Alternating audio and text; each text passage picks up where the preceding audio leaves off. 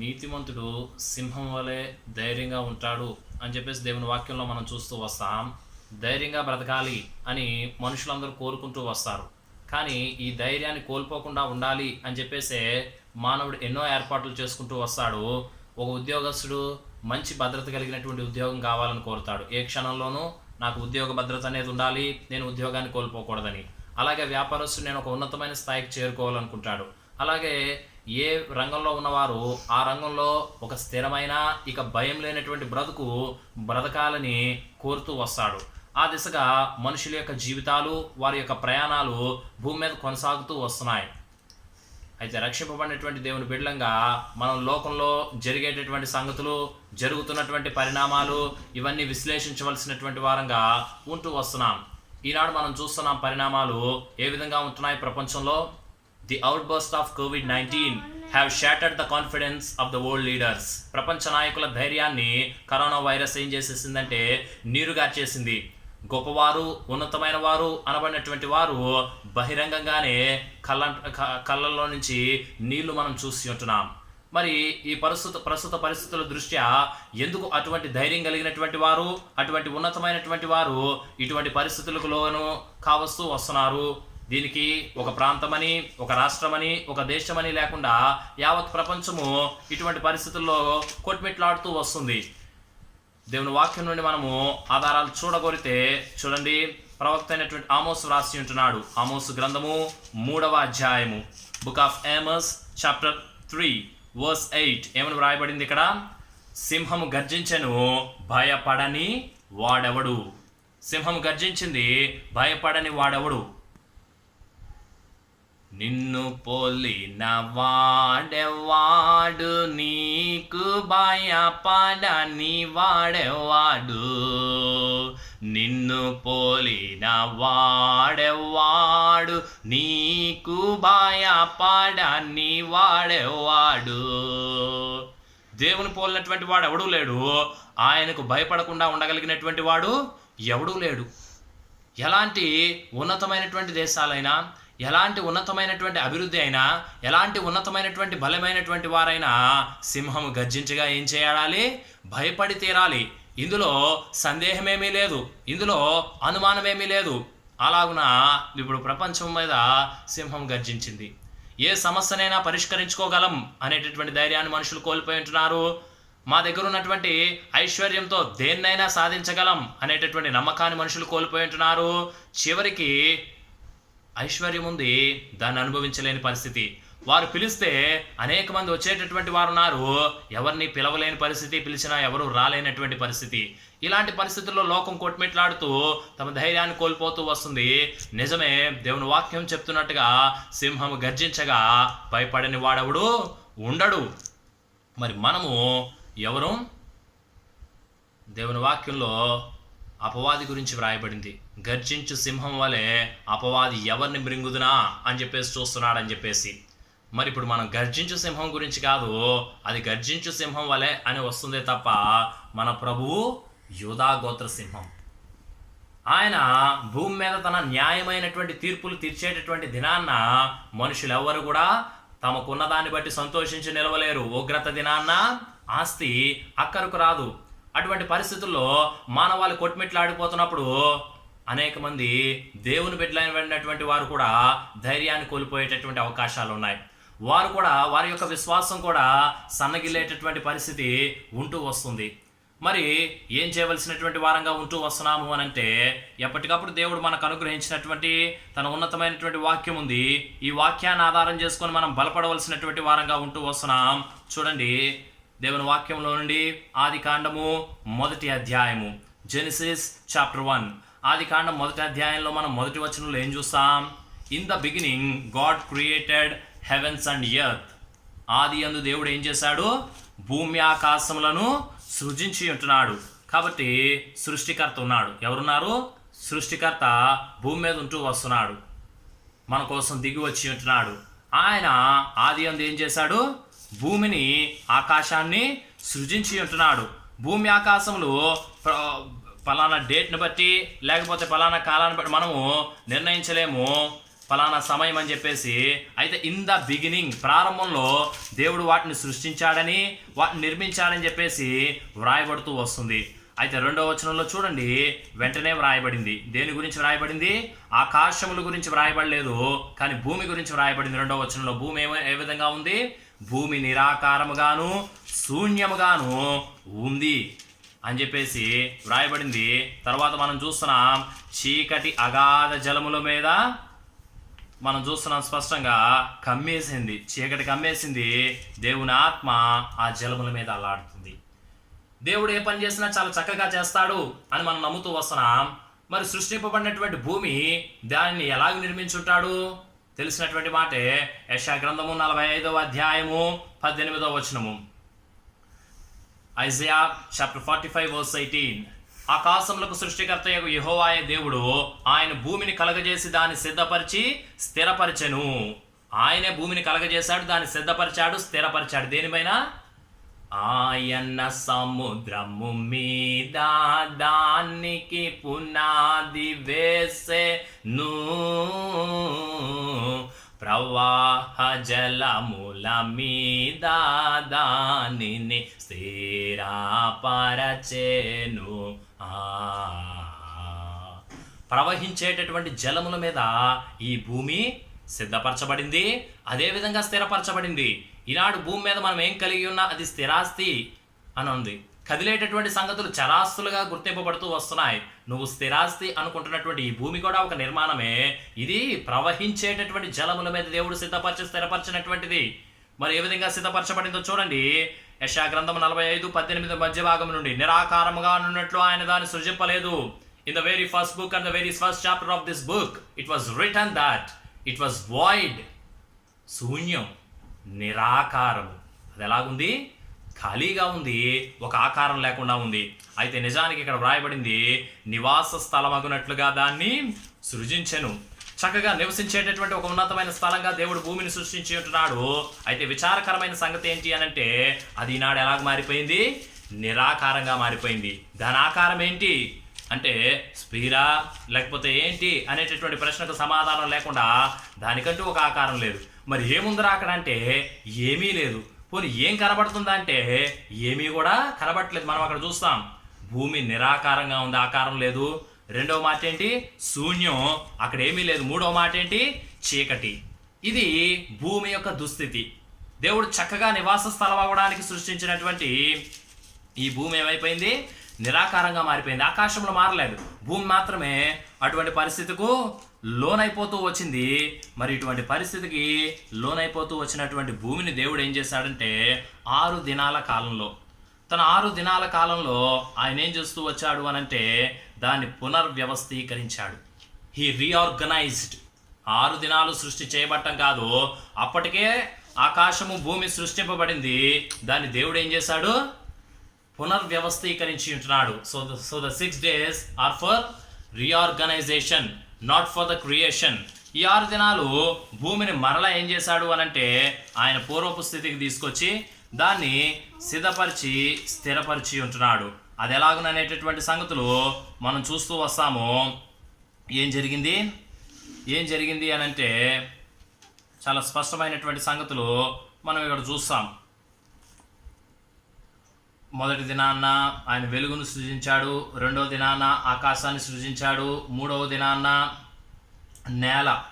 3వ దినాన్న ఏం జరిగిందో చూడండి, 9వ వచనం. దేవుడు ఆకాశం క్రిందనున్న జలములు ఒక చోటనే కూర్చబడి ఆరిన నేల కనబడును గాకని పలకగా ఆ ప్రకారమాయను. 3వ దినాన్న ఆయన ఏం చేశాడు? ఆరిన నేల కనబడును అంటే అదేమైపోయింది? కనబడకుండా అయిపోయింది. చీకటి వల్ల కనబడట్లేదు. ఏముందిరా అంటే ఏమీ లేదు. ఆకారం ఏంటంటే ఆకారం లేదు. ఏం జరిగింది అనంటే ఇప్పుడు మనం ఉంటున్నటువంటి ఈ విశ్వంలో ఆలోచించండి. భూమి యొక్క శాతం చాలా తక్కువ, నీటి యొక్క శాతం చాలా ఎక్కువ. ఇప్పుడు మనకు అర్థం కావాలనుకోండి పరిస్థితి, 10 kgల లేకపోతే 10 లీటర్ల నీరు ఉంది. అందులో ఒక 1/4 kg షుగర్ ఉంది. తీసుకెళ్ళి 10 లీటర్ల నీళ్ళల్లో కలిపేస్తే ఏమవుతుంది అని అంటే మొత్తం షుగర్ లేకుండా అయిపోతుంది, అందులో కలిసిపోతుంది, అందులో లేకుండా అయిపోతుంది. అలాగే భూమి మీద ఉంది ఇదంతా మట్టే, మన్ను. ఈ మన్ను అంతా ఏమైపోయింది? ఆ విస్తారమైనటువంటి జలాల్లో కలిసిపోయింది. కాబట్టి దేవుడు దీన్ని ఏ విధంగా సృష్టించాడు అనేటటువంటి సంగతి మనం చూస్తూ వచ్చాం నివాస స్థలంగా. అయితే నిరాకారంగా శూన్యంగా మారింది అనంటే ఈ భూమి ప్రతి మట్టి పలుకు ఏమైపోయింది? నేలలో కలిసిపోయి అసలు లేకుండా పోయింది. తర్వాత దేవుని వాక్యం ఏం చేసిందో చూడండి. పేతురు రాసిన 2వ పత్రిక 3వ అధ్యాయము. పేతురు రాసిన 2వ పత్రిక 3వ అధ్యాయము 5వ వచనం నుంచి, ఏలయనగా పూర్వము నుండి ఆకాశం ఉండెననియు. ఆకాశం పూర్వం నుండి ఉంది. దేవుడు సృష్టింపబడినప్పుడు ఆకాశములు ఎలాగున్నాయో ఆ తర్వాత కూడా అలాగే ఉన్నాయి. భూమి మాత్రమే పాడవుతూ వచ్చింది. కానీ భూమి ఏమే విధంగా వచ్చింది? నీళ్లలో నుండి, నీళ్ల వలనను సమకూర్చబడిన భూమియు దేవుని వాక్యం వలన కలిగిననియు వారు బుద్ధిపూర్వకంగా మరుతురు. అనేకలు ఈ సంగతి మరుస్తున్నారు. ఎలాగ కలిగిందంట?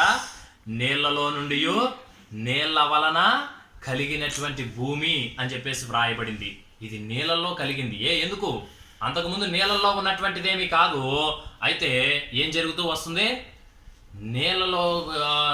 నీళ్ళలో ఇది కలిసిపోయింది. మరల దేవుడు ఏం చేశాడంటే ఆ నీటి నుండి భూమిని వేరు చేశాడు. వేరు చేసి ఆరిన నేల 3వ దినాన్ని మనం చూసాం. ఒక చోట కనబడేలాగా చేసి ఉంటున్నాడు, ఒక ముద్దగా చేసి ఉంటున్నాడు, చేసి దాన్ని స్థిరపరిచి ఉంటున్నాడు. అది జరిగినటువంటి పునర్వ్యవస్థీకరణ. అంతేగాని ఇది సృష్టి కాదు, భూమి యొక్క సృష్టి కాదు. భూమి యొక్క సృష్టి ఏనాడో జరిగింది. నివాస స్థలంగా సృష్టింపబడినటువంటి భూమి దేవునికి వ్యతిరేకమైన కార్యకలాపాలు చేసేటటువంటి శక్తి ద్వారా లయమవుతూ వచ్చింది. ఇప్పుడు ఆ నీళ్ళలో నిరాకారంగా శూన్యంగా ఖాళీ అయిపోయినటువంటి భూమి, చీకటిలో కమ్ముకున్నటువంటి భూమి మరలా కనబడుతూ వస్తుంది. అదే మనం అక్కడ చూస్తూ వస్తున్నాం. పేతురు రాస్తూ చెప్పాడు, నీళ్ళలో నుండి, నీళ్ళ వలన సమకూర్చబడిన భూమియు దేవుని వాక్యం వలన. అంటే దేవుని వాక్యం ప్రభు అయిన యేసుక్రీస్తు వలన ఈ సంగతులు ఈ విధంగా జరుగుతూ వస్తున్నాయి. మరి ఇప్పుడు మానవ జీవితాల గురించి మనం ఆలోచిస్తే మానవ జీవితాలు చాలా అల్పమైనవి. ఏదైనా సమస్య రానంతసేపే ప్రతివారు శక్తివంతులు. ఏదైనా ఉగ్రత రానంతసేపే ప్రతివారు ఆస్తివంతులు, ఐశ్వర్యవంతులు, సౌందర్యవంతులు. ఏదైనా సమస్య వచ్చింది అందరూ ఏకతాటి మీద నిలబడాలి. మన ఉగ్రత దినాన మన ఆస్తి ఐశ్వర్యాలు, మన సౌందర్యాలు ఇవేమి అక్కరకు రావు. మన సామర్థ్యాలు, మనకున్నటువంటి బలగాలు కూడా ఇవేమి పనిచేయవు. ఈనాడు ఎంతో గొప్పవారిని చూస్తూ వస్తున్నాం. కర్ణాటక రాష్ట్రంలో ఒక ఎక్స్ చీఫ్ మినిస్టర్ కుమారుని యొక్క పెళ్లి. ఐశ్వర్యానికి ఏం కొదువు లేదు, ఎంతైనా ఖర్చు పెట్టగలరు. పిలిస్తే రావటానికి కూడా జనమేం తక్కువగా లేరు, ఎంతమంది అయినా రాగలరు. అయితే ఐశ్వర్యం ఉంది, ఖర్చు పెట్టేటటువంటి పరిస్థితి లేదు. పిలిస్తే వచ్చేటటువంటి ప్రజలు ఉన్నారు, ఈనాడు పిలిస్తే పలికేటటువంటి పరిస్థితులు కరువైపోతూ వస్తున్నాయి. ఇలాగున మానవ జీవితంలో చిన్నాభిన్నమైపోతుంది ఏదైనా చిన్న పరిస్థితి తేడా వస్తే. అయితే దేవుని యొక్క కృపను బట్టి, దీర్ఘశాంతమును బట్టి ఈ భూమి మీద తన కృపను దేవుడు విస్తరింపజేసి కాపాడుతూ వస్తున్నాడు. దేవుని కృప మన ఎడల లేకపోతే, దేవుని యొక్క అనుగ్రహ ఐశ్వర్యము మనల్ని ప్రేరేపిస్తున్నటువంటి కాలంలో మనం ఆయనకు గనక లోబడకపోతే ఏం జరుగుతుంది? ఇక్కడ భయంకరమైనటువంటి పరిస్థితులు భూమి మీద సంభవిస్తున్నాయి. ఆ సంభవించిన పరిస్థితులు ఏం చేస్తున్నాయి? It is shattering the confidence of the world leaders. ప్రపంచ నాయకుల ధైర్యాన్ని చిదిమేస్తూ వస్తున్నాయి. మరి నువ్వెంత, నేనెంత? ఈనాడు వారు గొప్ప గొప్ప నాయకులే, ఉన్నతమైనటువంటి వారే, ఎన్నెన్నో సాధించినటువంటి వారే. ఎందుకు ధైర్యాన్ని కోల్పోతూ వస్తున్నారు అని అంటే వారు ప్రభువును విశ్వసించలేకపోవడం వల్ల, సృష్టికర్త ఎవరో ఎరగలేకపోవడం వల్ల. మరి ఒకవేళ ఈ క్షణంలో మనము ఇక్కడ తెలుపబడిన వివరాల మేరకు భూమి ఏం చేయబడింది? చక్కగా సిద్ధపరచబడింది. అయితే నిరాకారంగా శూన్యంగా చీకటి కమ్మేటటువంటి పరిస్థితుల్లోని మరల ఏం చేశాడు? దాన్ని దేవుడు పునర్వ్యవస్థీకరించాడు. అలాగూ he can do anything, the things can be made by God and unmade by God. ఏదైనా కలిగింది లేనట్టు, లేనిది ఉన్నట్టు ఏదైనా చేయగలడు. నేను సర్వశక్తిమంతుడును, నాకు అసాధ్యమంటూ ఏమైనా ఉన్నదా అని చెప్పేసి ఆయన ప్రశ్నిస్తూ వస్తున్నాడు. ఈ భూమిని ఏ విధంగా అయితే దేవుడు పునర్వ్యవస్థీకరిస్తూ వచ్చాడో అలాగే నా జీవితాలను కూడా దేవుడు పునర్వ్యవస్థీకరించడానికి ఇష్టపడుతూ వస్తున్నాడు. మరి పునర్వ్యవస్థీకరణ జరగాలి అని అంటే దానికి ముందు మన జీవితాలు, పరిస్థితులు ఆయన వైపు చూడవలసినటువంటి వారంగా ఉంటూ వస్తున్నాం. ఇలాగ నేను సృష్టించినటువంటి భూమి నీళ్ళలో కలిసి పాడైపోయిందే అని దాన్ని ఆయన విడిచిపెట్టలే, మరలా దాన్ని కనబడేలా చేశాడు. అలాగే ఆయన సృష్టించినటువంటి మానవుడు ఈనాడు చెడిపోయాడు అని విడిచిపెట్టినటువంటి వాడేమీ కాదు. ఆయన మరలా దాన్ని బాగు చేయడానికి ఇష్టపడుతూ వస్తున్నాడు. అందుకే తన బిడ్డలను భూమి మీద ఉంచుతూ వస్తున్నాడు. ఈనాడు భూమి మీద ఆనాడు అబ్రహాం అడుగుతున్నాడు, సొదొమ గొమొరాల మీద దేవుని యొక్క ఉగ్రత రాబోతూ వస్తుంది. సొదొమ గొమొరాలు అగ్ని గంధకముల వలన లయమైపోబడవలసినటువంటి పరిస్థితి వస్తుంది. అప్పుడు ఆయన అడిగాడు, ఒకవేళ 50 మంది నీతిమంతులు ఉన్నారేమో, ఇంకా అలా అడుగుతూ అడుగుతూ ఆఖరికి 10 మంది నీతిమంతులు ఉన్నారేమో అని అడుగుతూ వస్తున్నాడు. భూమి మీద నీతిమంతులున్న కాలం, నీతిమంతులుంటే ఆ నీతిమంతులను బట్టి దేవుడు ఏం చేస్తాడు? భూమిని రక్షిస్తాడు. మరి నీతిమంతుల సంఖ్య బాగా తగ్గిపోతే ఏం చేస్తాడు అని అంటే, నోవహు కాలంలో మనం చూస్తాం, జల ప్రళయం ఏం చేసింది? అందరి మీదకి సంభవించింది. కానీ రక్షణ ఓడ సిద్ధపరచుకున్నటువంటి నోవహు, అతని కుటుంబ సభ్యులు 7, మొత్తం 8 మంది రక్షణ పొందినటువంటి వారుగా ఉన్నారు. ఆ 100 ఏళ్ల కాలం అతడు ప్రకటించినటువంటి సువార్త అతన్ని, అతని ఇంటి వారిని రక్షించింది. ప్రభువైన యేసునందు విశ్వాసం ఉంచుము, నీవును నీ ఇంటి వారును రక్షింపబడుదురు అని సెలవిచ్చబడినటువంటి దేవుని వాక్య లేఖన భాగానికి అనుగుణంగా ఈనాడు నిన్ను నన్ను రక్షించాలని ప్రభు ఉద్దేశిస్తూ వస్తున్నాడు. కాబట్టి భూమి మీద సంభవించేటటువంటి పరిస్థితులకు లోకాధికారులు భయపడొచ్చు. లోకాన్ని ఏలేటటువంటి వారు ఎందుకు అనంటే వారు అనేకమైన అద్భుతాలు ఆవిష్కరించారు. ఈనాడు వారు ఆవిష్కరించిన అద్భుతాలు ఏవి వారిని కాపాడలేకపోతూ వస్తున్నాయి. ఈనాడు వారు సాధించిన సంగతులు ఏవి వారికి సంతోషం కలగజేయలేకపోతున్నాయి. ఒక చిన్న సంగతి, ఒక చిన్న చేదైన సంగతి జీవితాలను తారుమారు చేసేసి ఉంటుంది. అయితే చాలామంది దేవుని బిడ్డలు కూడా భయపడేటటువంటి పరిస్థితి భూమి మీద మనం చూస్తున్నాం. వారు కూడా విశ్వాసాన్ని కోల్పోయేటటువంటి పనిని మనం భూమి మీద చూస్తూ వస్తున్నాం. అయితే ఈ సమయంలో ప్రత్యేకంగా ఒక నూతనమైనటువంటి పాట పాడి వినిపించుకోరుతూ వస్తున్నాను. ఏం చేయాలంటే యేసు ప్రభు చెప్తూ వస్తున్నాడు మత్తయి సువార్తలో, కొండ మీద నుండి పట్టణము మరుగై ఉండనేరదు. కొండ మీద నుండు పట్టణము మరుగై ఉండనేరదు. ఒకవేళ కొండ మీద ఏదైనా పట్టణం ఉంది, అది ఎవరికి మరుగ్గా ఉండదు. అలాగే నీ నా జీవితాల్లో అత్యధికమైనటువంటి ప్రాధాన్యత యేసుకుని ఇస్తున్నావు. ఆయన నీ జీవితంలో ఏది కానీ తీసేయలేదు. అది చాలా స్పష్టంగా కనబడుతుంది. నిన్ను నన్ను చూసినటువంటి వారికి యేసు చాలా స్పష్టంగా కనబడుతూ రావాలి. అలాంటి జీవితం నీకు నాకు ఉంటే చాలా ధైర్యంగా ఉండొచ్చు. అలాగే ప్రభు నామాన్ని బట్టి పనిచేస్తున్నటువంటి వారలారా, దేవుని వాక్యం స్పష్టంగా చెప్తూ వస్తుంది. ఏమని? బుద్ధిమంతుడు ఇల్లు కట్టాడంటే దేని మీద కట్టాడు? బండ మీద కట్టాడు. అలాగే బుద్ధిహీనుడు ఇల్లు కట్టాడు, ఇసుక మీద కట్టాడు. చూడటానికి ఏది గొప్పగా ఉందనేది కాదు, దాని మీదకి విపత్తు వచ్చింది. విపత్తు వస్తే ఏది నిలుస్తుంది? బండ మీద నిర్మింపబడిన పనినెవ్వరు పడగొట్ట జాలరు. బండ మీద నిర్మింపబడిన పనినెవ్వరు పడగొట్ట జాలరు. ఒకవేళ నువ్వు బండ అయిన క్రీస్తు మీద నీ యొక్క పని నిర్మిస్తే నువ్వు ఇలాంటి పరిస్థితుల్లో కూడా దేనికి కానీ భయపడవలసినటువంటి అవసరమే లేదు. మొదటిగా నీ జీవితంలో యేసుకు అత్యంతమైన ప్రాధాన్యత ఉండాలి. అప్పుడు నిన్ను చూసిన వాడికి యేసు కనబడాలి. రెండవదిగా నువ్వు ఆయన కొరకు చేసేటటువంటి పని ఆయన కోరిన విధానంలో, ఆయన నీకు నేర్పించిన విధానంలో ఎటువంటి శ్రమలు వచ్చినా సడలించినటువంటి విశ్వాసంతో నువ్వు ఉండవలసిన వాడుగా ఉన్నావు. బండ మీద ఉండేటటువంటి నీ పనిని మరొకసారి, బండ మీద నిర్మింపబడిన పనినెవ్వరు పడగొట్ట జాలరు. ఎందుకని? పాతాళలో ద్వారముల్, పాతాళలో ద్వారముల్ సంగమెదుట నిర్వజలవు. భూమి మీద బండ మీద నిర్మింపబడేటటువంటి క్రీస్తు పని ఏదైతే ఉందో అది సంఘంతో పోల్చబడింది. సంఘం అంటే క్రీస్తు యొక్క శరీరము. అందు నువ్వు అంగముగా ఉంటే పాతాళలోక ద్వారములు కూడా ఏం చేయలేవు, దాని ఎదుట నిలువజాలవు. అటువంటి ఉన్నతమైన శక్తితో దేవుడు నిన్ను నెప్పగోరుతూ వస్తున్నాడు. దేవుడు నిన్ను నడిపించగోరుతూ వస్తున్నాడు.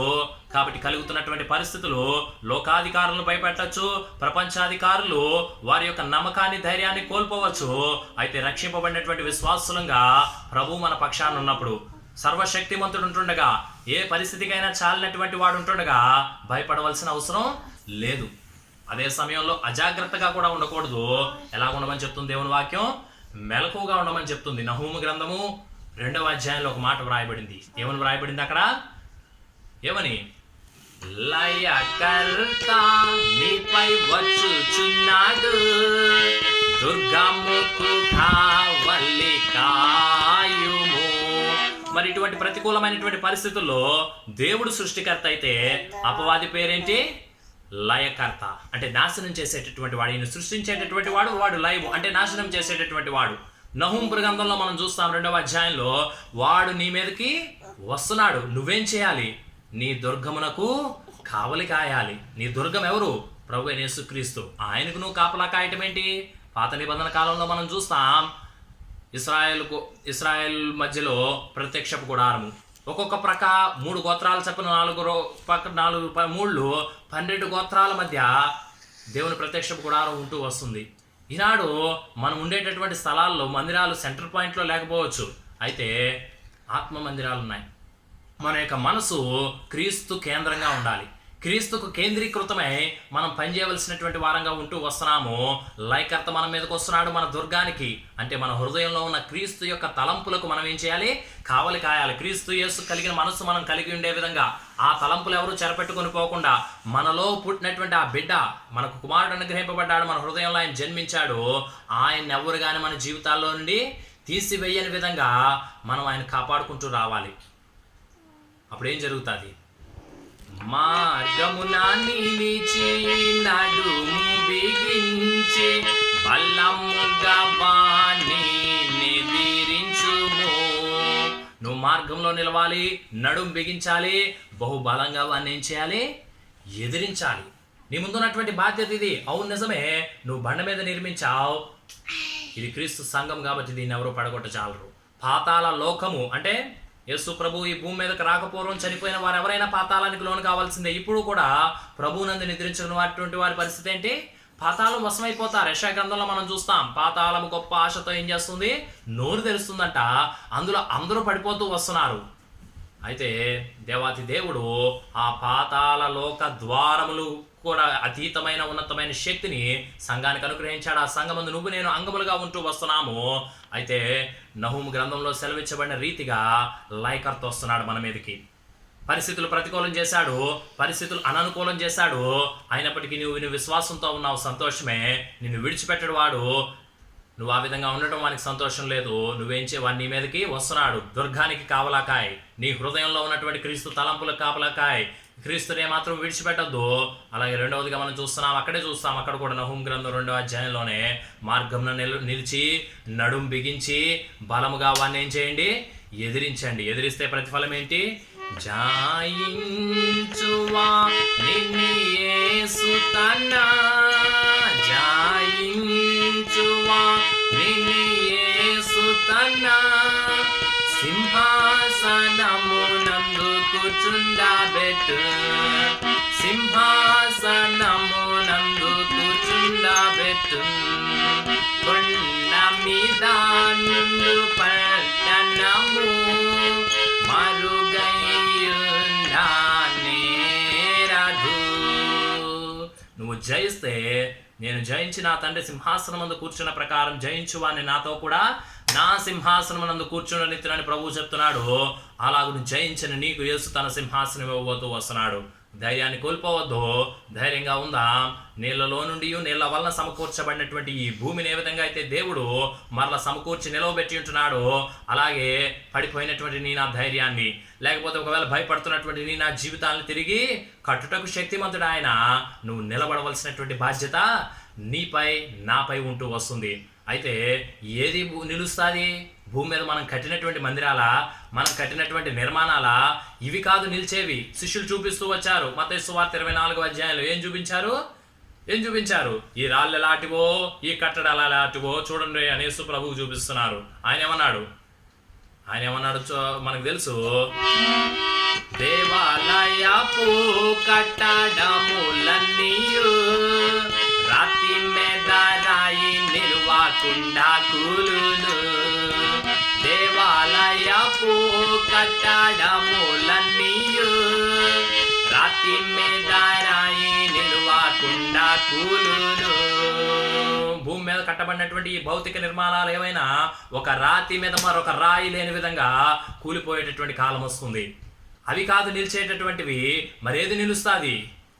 పునాది పైన నీవు నిర్మించిన అన్ని నిలిచిన బహుమాన ముందువు. పునాది పైన నీవు నిర్మించిన అన్ని నిలిచిన బహుమాన ముందువు. పునాది మీద నిర్మిస్తున్నారు ప్రతి వారు. ఎలా నిర్మిస్తున్నారో చూసుకోవాలని దేవుని దాసుడు అపోస్తలుడైన పౌలు చెప్తూ వస్తున్నాడు. ప్రతి వాడు దాని మీద నిర్మిస్తున్నాడు. వెండి, వెలగల రాళ్ళు, ఇటువంటి వాటి కర్ర, గడ్డి, కొయ్యకాలు. అగ్ని పరీక్ష సాది నీ పని నిలిస్తే నువ్వు బహుమానం పొందుతావు. కాబట్టి ఈనాడు కట్టబడేటటువంటి నిర్మాణాలు కాదు, భౌతికమయంగా మనం చూసేటటువంటి గొప్ప గొప్ప దేవాలయాలు కావు. వాటి గురించి చెప్పాల్సి వస్తే యేసు ప్రభుతో డిస్కస్ చేస్తా ఆయన ఏమన్నాడు? రాతి మీద రాయి నిలువకుండా కూలును అని చెప్పేసి మనం చూస్తూ వస్తున్నాం. అలాగే మరి ఏ నిర్మాణం ప్రభు ఈనాడు కోరుతూ వస్తున్నాడు? ఆత్మ సంబంధమైన మందిరముగా, ఆత్మ సంబంధమైన మందిరముగా సజీవరాల వల్లే కట్టబడుడి, సజీవరాల వల్లే కట్టబడుడి. ఆత్మ మందిరాన్ని ప్రభు నిర్మిస్తున్నాడు భూమి మీద. సజీవమైనటువంటి రాళ్ళుగా మనమే కట్టబడవలసినటువంటి వారంగా ఉంటూ వస్తున్నాము. మరి నా జీవితాల్లో సజీవమైన రాళ్లతో నిర్మించేటటువంటి పని అయితే భయపడవలసిన అవసరం లేదు. దాన్ని ఎవ్వడూ పడగొట్ట జాలరు. దేనికి నువ్వు చెందవలసినటువంటి పని లేదు, ఎలాంటి పరిస్థితికైనా. అలాగే మరి భూమి మీదకి పరిస్థితులు రావా అంటే బహుభయంకరమైన పరిస్థితులు వస్తాయి. అదే మత్తయి సువార్త 24వ అధ్యాయంలో మనం చూస్తూ వస్తాం. ఏమని? లోకారంభము నుండి నాటి వరకు భూమిపై మహాశ్రమ సంభవించును. లోకారంభం నుండి ఇప్పటి వరకు ఎన్నడూ కలిగినటువంటి మహాశ్రమ భూమి మీదకి రాబోతూ వస్తుంది. మరి నన్ను యేసు ప్రభు ఏం చేయమన్నాడు? శ్రమ రాకుండా ఉండమని ప్రార్థన చేయమనిలే, లేకపోతే ఈ పరిస్థితి రాకుండా ఆప్ చేయమని ప్రార్థించమనిలే. ప్రభు దేని కొరకు ప్రార్థించమన్నాడు? ఆయన బహు స్పష్టంగా మనం అక్కడ చూస్తాం. చలి కాలమందైనా విశ్రాంతి దినమందైనా సంభవింపకుండా మీరు ప్రార్థించుడి. మీరు పారిపోవుట చలికాలమందైనను విశ్రాంతి దినమందైనను సంభవింపకుండా ఉండాలని చెప్పేసి ఆయన నన్ను ప్రార్థించమన్నాడు. మరేమని ప్రార్థిస్తున్నాం మనం? ఈ ఆపద రాకూడదని ప్రార్థిస్తున్నామా? దేవుడు తన చిత్త ప్రకారంగా తన ఉగ్రతా పాత్రలను కుమ్మరిస్తున్నప్పుడు మనమేమి అడ్డు చెప్పగలిగినటువంటి వారమేమి కాదు. కానీ ప్రభువా, ఈ పరిస్థితులు చలికాలం అంటే నా శరీరానికి ఒకవేళ ఇబ్బంది అయితే ఆ దినములు తక్కువ చేయబడిన ఏ శరీరయు తప్పించుకున్నాడు. యేసు ప్రభు మన భౌతిక అవసరతల విషయమై, ఆధ్యాత్మిక అవసరతల విషయమై ఆయన శ్రద్ధ వహిస్తూ వస్తున్నాడు. నువ్వు చల్లబడ్డానికి ఆయన కోరుతోడలేదు. ఒకవేళ చలికాలం అయితే నువ్వు చల్లబడిపోతావేమో, నీ దేహం ఇబ్బంది పడతాదేమో. అవును, నిజమే.